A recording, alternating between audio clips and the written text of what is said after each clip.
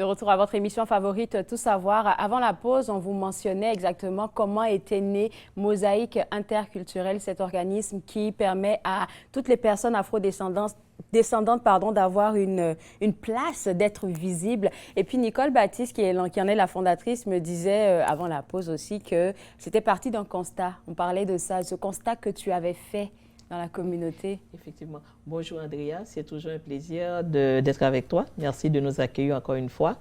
En fait, Mosaïque interculturelle est née en 2018. Le constat, c'était qu'on trouvait que la diversité francophone n'était pas assez présente en termes de diffusion au niveau culturel dans la ville d'Ottawa et en Ontario en général, dans l'Ontario francophone. Nous avons pensé mettre sur pied cet organisme Mosaïque interculturelle pour permettre le rayonnement de la culture afro-francophone dans l'Ontario et aussi au niveau du Canada francophone, parce que nous avons des partenariats avec la Maison littéraire de Québec, où depuis 2 ans, nous présentons une soirée de poésie, trajectoire poétique, à Québec même, à la ville de Québec. Nous participons au Salon du Livre de Montréal, au Salon du Livre de Québec, Trois-Rivières, Sudbury, et le Salon du Livre de l'Outaouais, qui est un grand partenaire. Et voilà. Et nous avons, je crois, réussi ce pari de la présence afro-canadienne francophone. Et j'aime bien, en tout cas, comme je te l'ai dit durant la pause, je me suis beaucoup inspirée de notre dernière conversation qui date d'1 année et demie, je pense, pour pouvoir faire une continuité de ce dont on va parler aujourd'hui. Tu avais dit quelque chose qui m'avait touchée, c'est-à-dire que tu disais comme ça, quand quelqu'un est porteur d'idées, porteur de projets, il a une vision. Mais comment faire pour arriver d'un point A à un point B? Ben, c'est toujours pas facile et les gens sont en train de te regarder. On fait quoi après? On fait quoi après? Donc, comment toi, tu as réussi à bâtir ce petit bébé-là et à ce qu'il puisse, à le nourrir même pour qu'il puisse devenir ce qu'il est aujourd'hui? En fait, le défi, c'est surtout le travail d'équipe. Le défi, c'est de convaincre des personnes de croire en la vision, en ce que vous voulez faire, et aussi de travailler avec les équipes, de savoir comment garder l'équipe.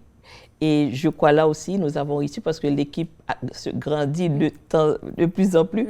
Et là, on a passé une annonce pour avoir des bénévoles, mon Dieu, sur Facebook, Instagram. Et puis, nous avons des jeunes qui nous ont écrit. Puis là, nous avons plus d'une vingtaine de bénévoles. Et je trouve ça intéressant parce que c'est des jeunes qui voient l'organisme, voient ce que nous faisons à travers les réseaux sociaux, à travers notre site Internet, des étudiants du collège La Cité, avec qui nous travaillons, comme vous voyez, des étudiants de l'Université d'Ottawa, de l'Université Saint-Paul, qui nous ont écrit pour être bénévoles. En fait, c'est ça, c'est pouvoir vendre le projet aux autres et aussi les capter et garder l'équipe pour travailler ensemble. Et le problème de ça, c'est le volet où est-ce que tu te fais accompagner pour accomplir une vision. Mais si on veut parler aussi de la problématique, revenir sur la problématique que tu mentionnais tantôt, c'est-à-dire le manque de diversité, en fait, qui était visible et puis que tu essaies de percer. Tu me disais aussi que c'était des deux bords, c'est-à-dire que déjà même dans leur propre communauté, ces artistes-là n'étaient pas connus parce que, bon, on manque de visibilité, donc on ne peut pas être connu de notre communauté et même du grand public. Et donc, il y avait un besoin des deux côtés, sur la terre d'accueil et aussi même dans notre propre communauté. Effectivement, parce que regarde, tout le monde écoute Radio-Canada. Ça veut dire que quand un artiste, un auteur passe Radio-Canada, toutes les communautés, tout le monde les voit.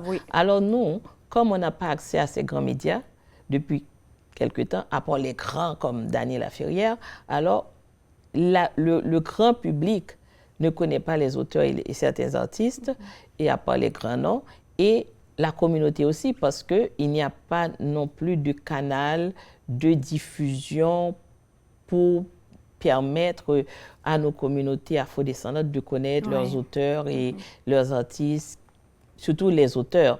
Les artistes qui ont des grands succès, on les connaît, mais la lecture, c'est toujours un public, je dirais, qui aime la culture, qui est déjà imbu la culture, qui va lui-même aller dans les librairies, pour aller chercher.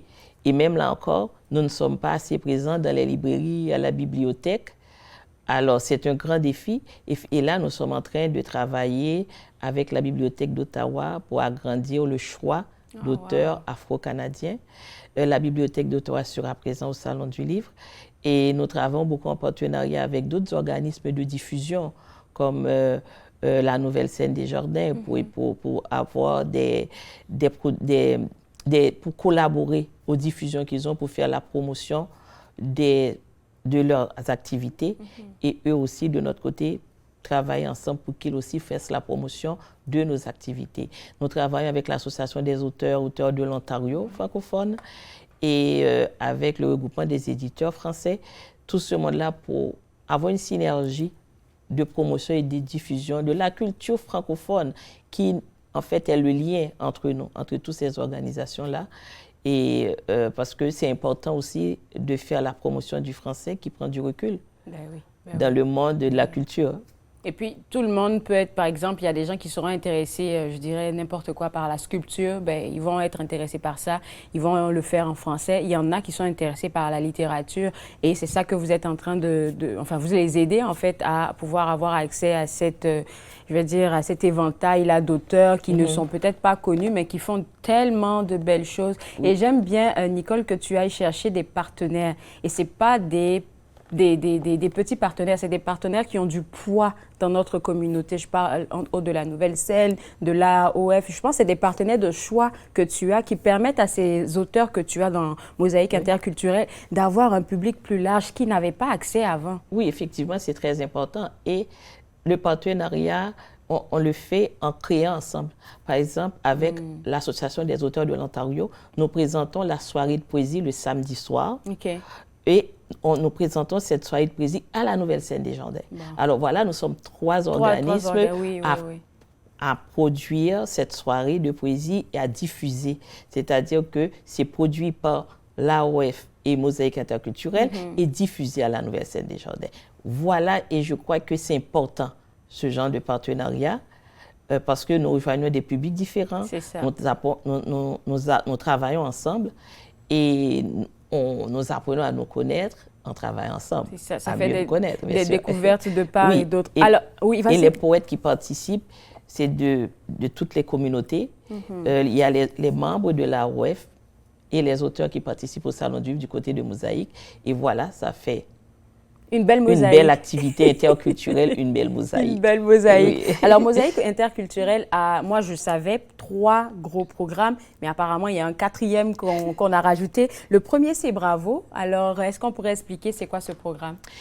Bravo, c'est un programme où nous rendons hommage aux personnes d'ascendance africaine qui ont un impact important dans la communauté, qui ont su faire la différence par rapport à leur présence, leurs activités, les défis qu'ils ont pu relever. Nous avons le Salon du Livre afro-canadien. Qui arrive très vite. Qui arrive très vite. Oui. Je laisse Madame Angèle Bassolé, qui est la présidente du salon, en parler un peu. Et nous allons le Salon des arts visuels, qui a vu naissance depuis 2 ans, qui offre une exposition d'artistes en arts visuels. Donc, on le fait en présentiel aussi. En présentiel aussi et virtuel. Et nous avons le bébé. C'est le camp culturel, le camp d'été culturel qui a débuté il y a 2 ans, l'été 2022, financé par la ville d'Ottawa, entre autres, en partenariat avec le Conseil des écoles catholiques qui nous offre l'espace pour tenir le camp d'été. C'est un camp culturel où nous mettons les enfants en relation avec des auteurs et des artistes afro-canadiens, où ils ont des cours de djembé, des lectures, des animations en art visuel.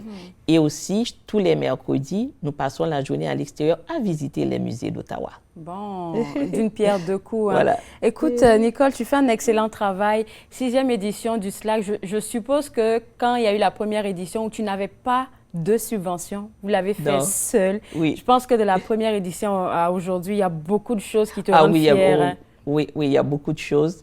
Et le défi maintenant, c'est de stabiliser le salon et de permettre l'évolution du salon vers l'avenir. Mais c'est sûr que là, le salon existe, le salon est présent dans la communauté francophone, comme tu l'as dit, et même au niveau de la francophonie internationale, quand nous avons des auteurs et invités internationaux. Je regarde vraiment tout le parcours de seulement du Slack, pas de mosaïque là, mais seulement du Slack. Et puis, je te tire mon chapeau parce que tu fais un travail extraordinaire. Merci. Sincèrement, je le dis très sincèrement. Et puis, autre chose que je trouve intéressant, c'est que comme tu parles de créer un lien entre les communautés afrodescendantes et la terre d'accueil, en fait, ça me rappelle une invitée que j'ai eue ici en septembre qui me disait « Oh, je dois participer au Slack en octobre. » J'étais comme « Ok, elle dit, j'adore ce salon-là parce que je finis toujours mon argent là-bas. » J'étais comme « Ok. » Elle aime la lecture et c'est une franco-ontarienne. J'étais tellement fière d'entendre ça. Alors, félicitations à toi et à toute ton équipe. Je vais te garder avec moi